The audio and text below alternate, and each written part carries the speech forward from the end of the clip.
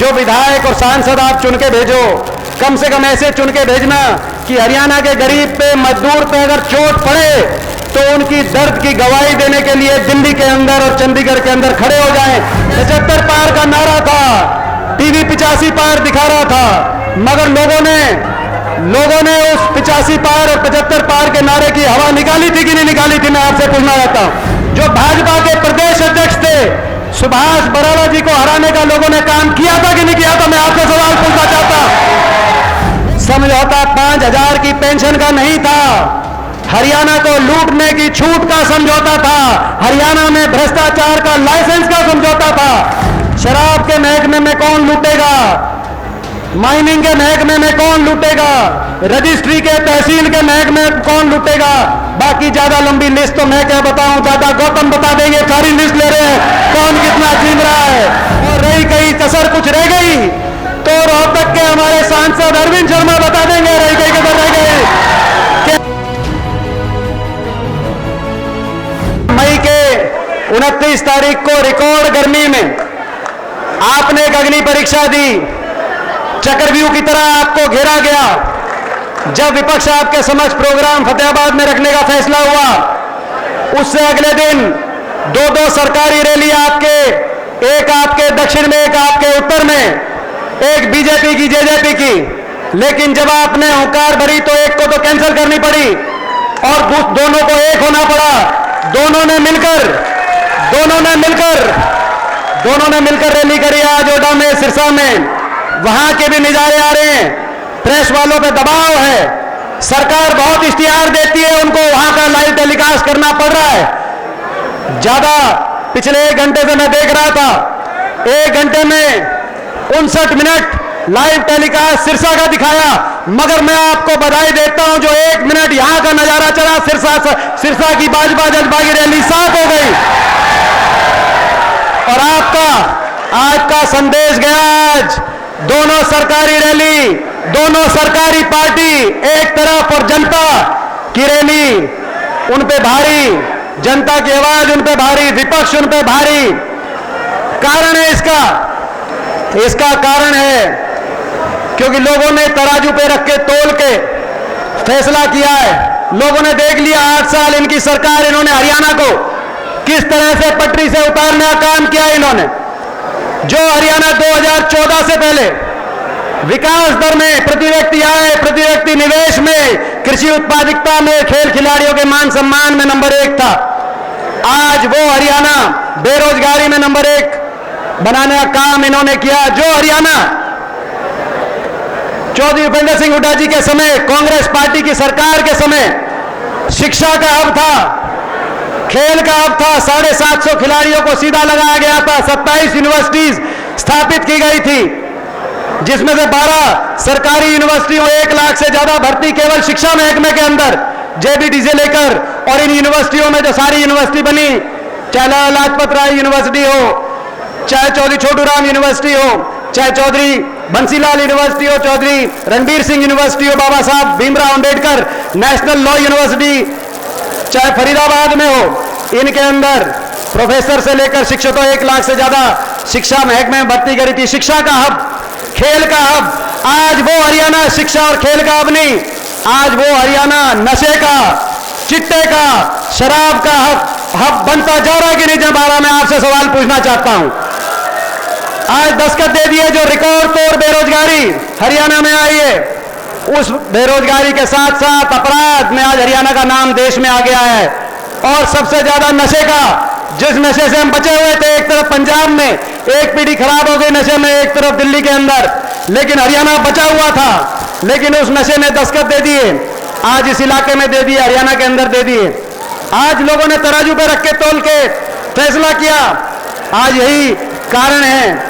एक हरियाणा उस समय जो किसान के हकों के फैसले में देश में सबसे आगे था, चाहे किसान के फसल के भाव की बात हो, किसान को मुआवजे की बात हो, किसान को कोऑपरेटिव के कर्ज माफी की बात हो, ब्याज माफी की बात हो, बिजली के बिलों की माफी की बात हो, आज वो हरियाणा किसान के अत्याचार में देश में सबसे ज्यादा आगे हरियाणा कुख्यात हुआ। मैं बता सकता हूं, जब किसान आंदोलन चल रहा था तो किसान आंदोलन में मैं देखता था देश की सबसे बड़ी पंचायत में जब मैं जाता था, मैं जितना अकेलापन मैं वहां महसूस करता था, क्योंकि 15 सांसद जाते हैं हरियाणा से, 14 भाजपा के। जब वहां जाकर मैं किसान पे जो चोट पड़ रही थी, 700 लाशें इन बॉर्डर से अपने अपने गांवों में हरियाणा पंजाब में लौट रही थी, किसान की कुर्बानी ली जा रही थी। जब उनकी गवाही देने में खड़ा होता था तो मैं देखता था भाजपा के सांसद जो हरियाणा से गए हैं,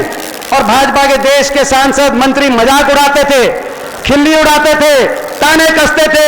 ऐसा अकेलापन जो मैंने महसूस किया है, मैं आपको यह भी कहना चाहता हूं अपने बड़े बुजुर्गों से, भाइयों से, इस पूरे इलाके से आने वाले समय में आपने मन बना लिया है, तय कर लिया है, चंडीगढ़ की सरकार तो आप बदलोगे, लेकिन उसके साथ साथ जो विधायक और जो सांसद आप यहां से चुन के भेजें। आपको याद होगा हरियाणा विधानसभा में भी अविश्वास प्रस्ताव लेके आए थे हुड्डा साहब, वहां भी जो विधायक थे बोलते कुछ थे लेकिन उसके खिलाफ मतदान कर रहे थे।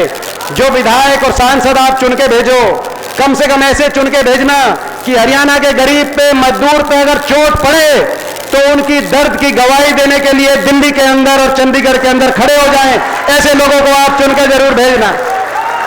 आज किसान अत्याचार में, बेरोजगारी में निवेश में नंबर 1 थे, बेरोजगारी में नंबर 1, किसान के हक में नंबर 1 थे, किसान अत्याचार में नंबर 1, गरीब कल्याण में हम नंबर 1 थे, गरीब की पेंशन में नंबर 1 थे। चाहे 100 गज के प्लॉट के फैसले की बात हो, SC BC के और 36 बिरादरी गरीब परिवारों के लिए आज वो योजना भी ठप पड़ी है। हम आह्वान करते हैं, मुख्यमंत्री जी ओडा में आह्वान करते हैं, 4 लाख परिवारों को 100 गज के प्लॉट दिए गए थे, ना तो बाकी परिवारों को एक नया प्लॉट दिया गया जो वंचित रह गए थे, और जो प्लॉट दिए गए थे उन कॉलोनीज के ऊपर ना एक गली का, एक पानी के कनेक्शन का कोई काम हुआ।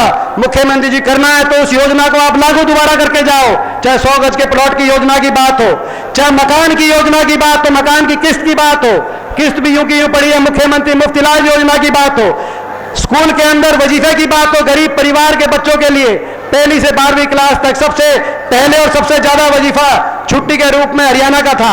आज वो वजीफे बंद पड़े। पेंशन सबसे ज्यादा हरियाणा की थी, बड़े बुजुर्गों की पेंशन गरीब कल्याण में। और आज भी, और आपको याद होगा आज एक आम आदमी पार्टी की रैली हो रही है, उस समय उनकी भी सरकार थी 2012 से 14 तक दिल्ली में, लेकिन हम उस समय भी हमने छुट्टी बोल के और चुनौती दे के कहा था कि देश में सबसे ज्यादा पेंशन होगी तो हरियाणा में होगी। और आज भी वो आए हैं तो उनको चुनौती दे के बोलते हैं आगे सरकार हमारी बनेगी, आप अपनी जितनी पेंशन का इंतजाम कर लेना, जैसे पहले देश में सबसे ज्यादा पेंशन हरियाणा में रखी। जब कभी जनता की सरकार बनेगी, कांग्रेस की सरकार बनेगी, चौधरी भूपेंद्र सिंह हुड्डा जी के नेतृत्व में सबसे ज्यादा देश में पेंशन हरियाणा में करने का हम काम करेंगे, हम कहना चाहते। चाहे पेंशन की बात हो, पेंशन में देश में आगे थे, भाईचारे में देश में आगे थे। 10 साल तक आपस में भाषा, धर्म, जाति, आपस में भेदभाव नहीं, आगे बढ़े, भाईचारे में देश में नंबर 1 पे थे। आज इन्होंने भाईचारा बिगाड़ने का काम किया, लोगों ने तराजू पे रख के तोल के अपना मन बनाया। जो प्रदेश उस समय विकास दर में आगे था, आज वही प्रदेश भ्रष्टाचार में नंबर 1 देश में बन गया है। और ये जो भ्रष्टाचार में नंबर, मैं यही बात अपनी खत्म करूंगा, जो भ्रष्टाचार में नंबर 1 बन गया है, ये कोई ऐसे ही अचानक नहीं बना। भ्रष्टाचार में नंबर 1 सोची समझी साजिश के तहत बना है, क्योंकि ये जो सरकार बनी है किस समझौते के आधार पर बनी है मैं बताना चाहता हूं। लोग नहीं चाहते थे इस सरकार को बनाना। मैं इस इलाके के लोगों से पूछना चाहता हूं, आपने विधायक दिए, ऐसे विधायक भी दिए जो भाजपा खिलाफ दिए, लोग नहीं चाहते थे। 75 पार का नारा था कि नहीं था? 75 पार का नारा 2019 में था कि नहीं था नारा? टीवी 85 पार दिखा रहा था। एबीवी वाले खड़े हैं, एबीवी वालों मत भूलो, वोटिंग से 3 दिन पहले आपने 85 दिखा दी थी बीजेपी की, हमारी 3 दिखाई थी। आप मत भूलो, निजाम बदलेगा, सरकार बदलेगी, आप मत भूलो। हम भी नहीं भूले जो आपने सर्वे दिखाया था। 75 पार का नारा था, टीवी 85 पार दिखा रहा था, मगर लोगों ने उस 85 पार और 75 पार के नारे की हवा निकाली थी कि नहीं निकाली थी? मैं आपसे पूछना चाहता हूं। एक पार्टी थी जिसका नारा था जमना पार, कहा था कि जमना पार। लोगों ने तो बीजेपी की सरकार को कर दिया था जमना पार, लेकिन जमना पार से जेजेपी पार्टी, दुष्यंत चौटाला मुख्यमंत्री की पार्टी जमुना पार से उनका हाथ पकड़ के लेके जमुना में डुबकी लगा के नहला धुलाकर दोबारा से बीजेपी की सरकार चंडीगढ़ में बनवाने का काम किया उस पार्टी ने। इस इलाके में भी उस पार्टी को विधायक दिए, उकलाना का दिया, टोहाना का दिया। मैं कहना चाहता हूं लोग सरकार को बदलना चाहते हैं, इसका एक और सबूत है। सबूत यह है कि मुख्य जो सरकार होती है उसका बड़ा चेहरा उसके मंत्री होते हैं। 12 मंत्री उतरे थे मैदान में। अगर सरकार अच्छी है तो मंत्रियों को आशीर्वाद मिलता है, मंत्री जीतते हैं, लेकिन लोगों ने सब धाराशाही कर दिए। मैं पूछना चाहता हूं, नारनौन से कप्तान अभिमन्यु जी हारे थे कि नहीं हारे थे? महेंद्रगढ़ से रामविलास शर्मा जी को शिकस्त मिली, दान सिंह जी बैठे हैं यहाँ। रोहतक से मनीष ग्रोवर जी को लोगों ने हराने का काम किया, भारत भूषण बत्रा जी बैठे हैं यहाँ। इसराना से किशन पवार जी को हराने का काम किया, बलबीर वाल्मीकि जी बैठे हैं यहाँ। पूरे प्रदेश में सोनीपत से कविता जैन हारी तो शाहबाद से किशन बेदी हारे। पूरे प्रदेश में सारे मंत्रियों को हरा दिया, बदलना चाहते थे। यहां तक कि टोहाना में जो भाजपा के प्रदेश अध्यक्ष थे सुभाष बराला जी को हराने का लोगों ने काम किया था कि नहीं किया था? मैं आपसे सवाल पूछना चाहता हूं। वो भाजपा की सरकार दोबारा बनाने के लिए नहीं किया था। सुभाष बराला जी को हराने का काम, भाजपा के प्रदेश अध्यक्ष को हराने का काम लोगों ने सरकार बदलने के लिए किया था। और बादली से उसके बाद जो उनके प्रदेश अध्यक्ष धनखड़ साहब जीते, बादली से 20,000 वोटों से हराकर यहां पे कुलदीप वत्स जी बैठे हैं, इनको जिताने का काम इस सरकार को बदलने के लिए किया था। लेकिन टीवी में खबर आई, जिस दिन गिनती हुई आपने देखा कि काम हो सकता है बन जाए, सरकार भाजपा की जमुना पार भगा दी हमने। लेकिन टीवी में खबर आई कि चल दिए जेजेपी के मालिक, चल दिए दुष्यंत चौटाला अमित शाह जी के घर पे चल दिए। आई थी कि नहीं आई थी खबर? मैं पूछना चाहता हूं। और वापस आए, बाहर निकले तो कहा समझौता हो गया, समझौता हो गया, 5,000 बुढ़ापा पेंशन पे समझौता हो गया। मैं पूछना चाहता हूं आपसे, 5,000 बुढ़ापा पेंशन आपको मिल रही है कि नहीं मिल रही? मैं आपसे पूछना चाहता हूं, कितनी मिल रही है? कितनी मिल रही है? 2,500। वो भी काटने लग रहे हैं। उसी समय जब ये आया उनका प्रेस कॉन्फ्रेंस की 5,000 बुढ़ापा पेंशन पे समझौता हो गया, हुड्डा साहब ने प्रेस कॉन्फ्रेंस करी कि कांग्रेस के घोषणा पत्र में पहली घोषणा है, हम 1 नवंबर 2019 यानी कि 3 साल पहले हम 5,000 बुढ़ापा पेंशन करेंगे। और जैसे कि पहले करके दिखाया है, 5 साल में उसको दुगनी करने का काम करेंगे। लेकिन उन्होंने कहा कि नहीं, कांग्रेस पार्टी के हाथ से नहीं, सोनिया जी के हाथ से नहीं, हुड्डा साहब के हाथ से 5,000 नहीं दिलवाएंगे, हम तो खट्टर साहब के बीजेपी के राज में दिलवाएंगे। 5,000 पेंशन नहीं, 5,000 पेंशन का समझौता भी नहीं। समझौता मेरे काका, मेरे ताऊ, मेरे बड़े बुजुर्गों, मेरे नौजवान साथियों, समझौता 5,000 की पेंशन का नहीं था, हरियाणा को लूटने की छूट का समझौता था, हरियाणा में भ्रष्टाचार का लाइसेंस का समझौता था, महकमे आपस में बांटने का समझौता था। कौन कौन सा महकमा बांटेगा? शराब के महकमे में कौन लूटेगा? माइनिंग के महकमे में कौन लूटेगा? रजिस्ट्री के, तहसील के महकमे में कौन लूटेगा? बाकी ज्यादा लंबी लिस्ट तो मैं क्या बताऊं, दादा गौतम बता देंगे। सारी लिस्ट ले रहे हैं, कौन कितना जीम रहा है, कौन कितना जीम रहा है, कौन कितना जीम रहा है, कौन कितनी डकार रहा है, वो बता देंगे। और रही कहीं कसर कुछ रह गई तो रोहतक के हमारे सांसद अरविंद शर्मा बता देंगे रही कहीं कसर रह गई, कैसे हरियाणा को लूटा जा रहा है, कैसे हरियाणा में भ्रष्टाचार किया जा रहा है। मैं कहना चाहता हूं, लूटने में लगे, डबवाली से हिसार तक किसी गांव में चले जाओ, बता देंगे किसकी प्रॉपर्टी कहां बन रही है। मैं एक एक का नाम मंच के माध्यम से नहीं लेना चाहता, मगर इसमें कौन पिस रहा है? हरियाणा का नौजवान जिसका भविष्य आज अंधकार में है। तो मैं आप सबसे आखिर में अपनी बात पूरी करते हुए समाप्त करते हुए पूछना चाहता हूं, हरियाणा के अंदर ऐसी सरकार जिसने भट्टा बिठा दिया 8 साल की अपनी सरकार में, इस सरकार को चाहते हो या इस सरकार को बदलना चाहते हो?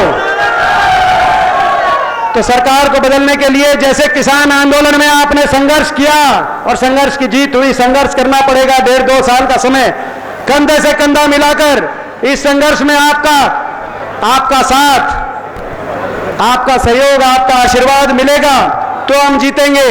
इन बेईमानों का राज बदलना पड़ेगा, ईमानदारी से लड़ाई लड़नी पड़ेगी। हम संकल्प लेते हैं आपको हम इस ईमानदारी से लड़ाई लड़ेंगे, इस ईमानदारी से संघर्ष करेंगे। मगर आपसे पूछता हूं कि भाई इस ईमानदारी से संघर्ष में आपका पूरा साथ आशीर्वाद मिलेगा 1.5 साल तक? तो हाथ खड़ा करके सबसे ज्यादा पूछना चाहता आपका बहुत बहुत धन्यवाद।